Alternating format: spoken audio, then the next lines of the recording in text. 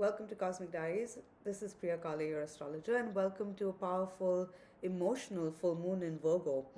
This full moon takes place on the 27th of February at 3:17 a.m. at 8 degrees of the Virgo Pisces axis, and the sun at the time of this full moon is conjunct Venus in Pisces. So there's boundless potential here, unconditional love, the energy is dreamy, magical, and there's infinite potential for healing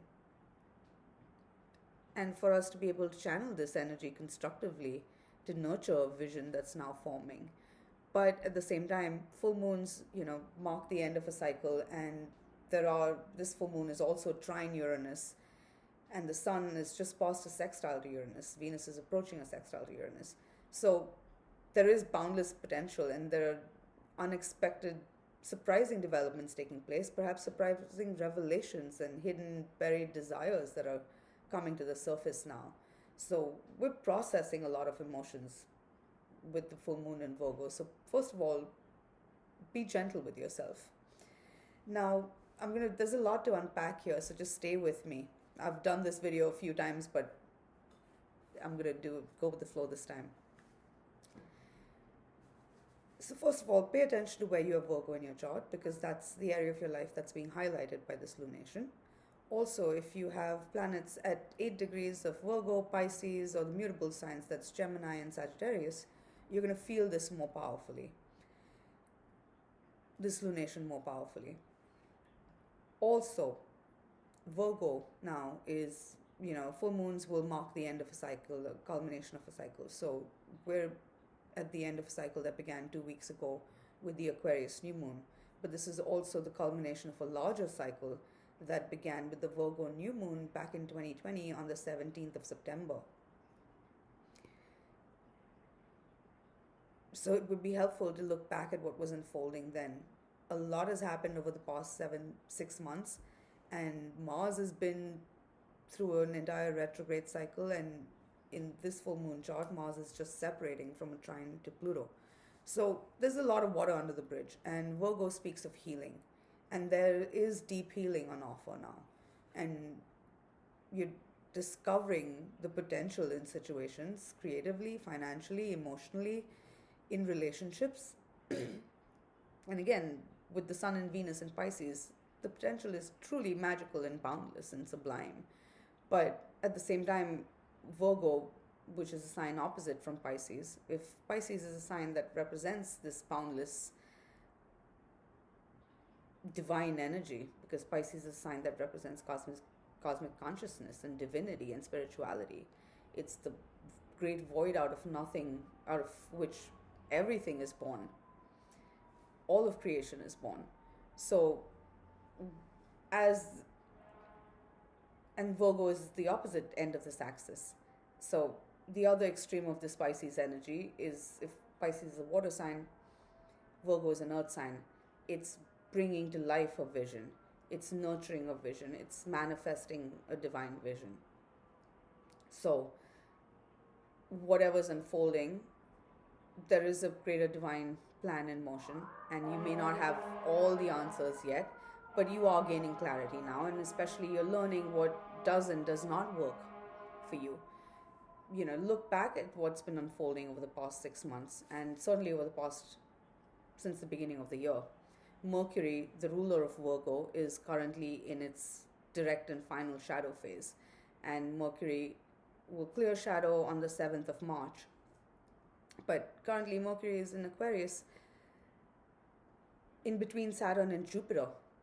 So there's a sense now that there's a lot of information and data and choices and perhaps conversations that need to be processed, and you're processing a lot emotionally, because Virgo's energy, especially with the moon there, this is a lot of emotional processing. So if things feel overwhelming at any point, be patient and be gentle with yourself and allow yourself to feel what you feel, because once you can release your emotions consciously, then you can find the clarity to be able to, rather than analyze your emotions, express them and have honest conversations. Because this is a chance now to really renegotiate arrangements with Mercury in its final shadow phase, where there's a chance to renegotiate arrangements so they really work for everyone involved.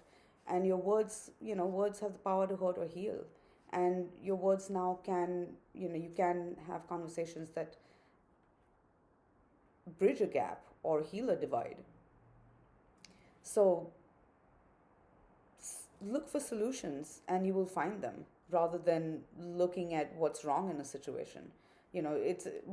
It's important to acknowledge what isn't working, but then you look for solutions and you'll find a way forward. You can, as you deepen in understanding of yourself and others, you can deepen bonds, heart bonds, as well as other relationships, especially when it comes to relationships and love, or, okay, whatever situation you're dealing with, but certainly when it comes to love and relationships. Recognize that your emotions or love can't really be analyzed. And if you try to analyze something too much, you take the magic out of it. So, at best, whether it's your emotions, whether it's love, you can feel it and express it and share it. But, avoid trying to dissect anything. Coming back to Mercury, the ruler of Virgo, where Virgo's, although it's an earth sign, because its ruler is Mercury, it can also be a very cerebral sign and tend to be analytical and process things. And so I say, when it comes to your emotions, at least, you can't analyze them, you can just feel them. So with Mercury in Aquarius, in between Saturn and Jupiter, we're learning a lot. There are huge revelations coming through, which, again, we may not even fully have the words for yet, because this is very emotional. And full moons bring a release now as we move over the next 2 weeks. And the moon wanes, wherever, you have Virgo in your chart, metaphorically and figuratively, you're cleaning house. So on a mundane level, it would be great to get organized and perhaps spring cleanup if you're up here in the northern hemisphere, because spring is coming. But it's a chance to really let go of what doesn't serve your highest purpose and what doesn't serve a vision and what prevents your progress. Virgo is primarily speaks of healing and health, your emotional health, mental health, physical health, spiritual health. So whether it's in your relationships or personally, let healing be the focus. A lot has happened in the last 6 months. And now there's a sense of, well, interestingly, not only is this the culmination of the, larger 6-month cycle that began with the Virgo new moon, but the Pisces full moon that took place just 2 weeks before that new moon, so on the 2nd of September, that Pisces full moon was at 10 degrees of Pisces and the sun was at 10 degrees of Virgo. And now we're having, the sun and moon are flipped and they're at 8 degrees of this axis. So there's a sense that you're seeing a situation. There's been a 180. You're seeing something from an opposite perspective. And now be slow as you learn what does and does not work for you. And with Virgo, there's a process over the next 2 weeks of weeding out what isn't working for you. And then, the moon is trine Uranus. So there are new pathways revealing themselves. There's new potential revealing itself. You're discovering buried potential in situations and perhaps, again, hidden desires, buried desires within yourself. So it's important that you acknowledge these and release these consciously. And again, this is very emotional energy.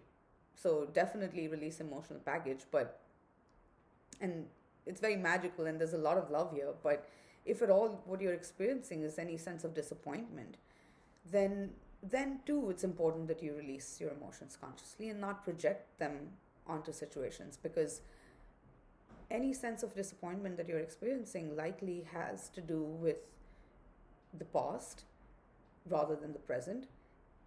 And it's likely a loss, rather than a loss of anything real in your life, it's more a loss of illusions. And because ultimately the only thing that's real and eternal and lasting is love. And only love outlasts even death. So and with Venus in Pisces right now, conjunct the Sun, there is unconditional love present. It's just we can't be attached to the form that it comes in, and we have to be willing to experience it regardless and share it regardless. The more you can let go of your disappointment, you can start to see the endless potential and how sublime and beautiful and magical and reality really is. So it's a matter of channeling this energy constructively. Listen to your body, pay attention to your health, your emotional health, mental, physical, spiritual health.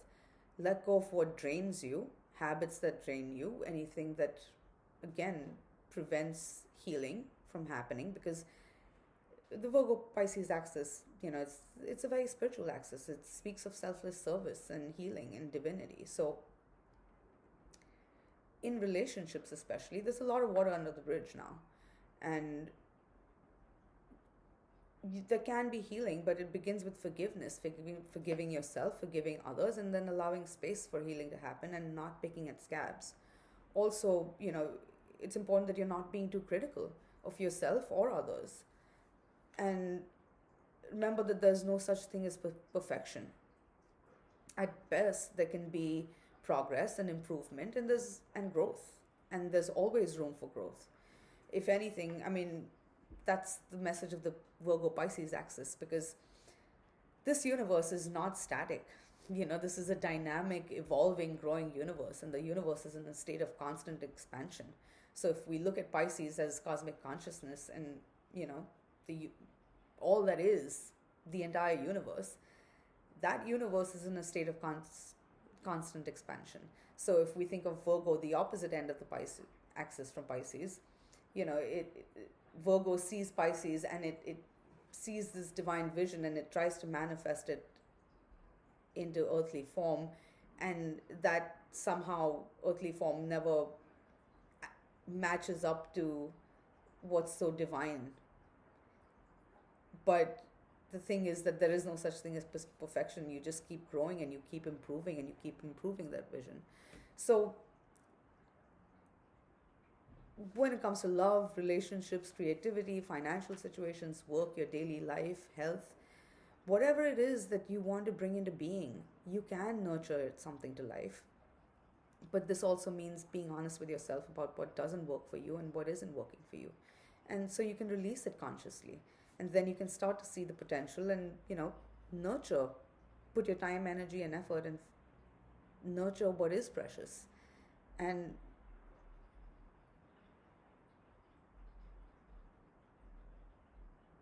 bring it to life. Allow it to blossom. Especially as we move to the Pisces new moon 2 weeks from now. That's a time of renewal.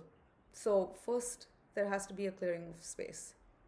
Virgo speaks of growth, and Virgo teaches us lessons, and at the deepest level, these are spiritual lessons that you're learning.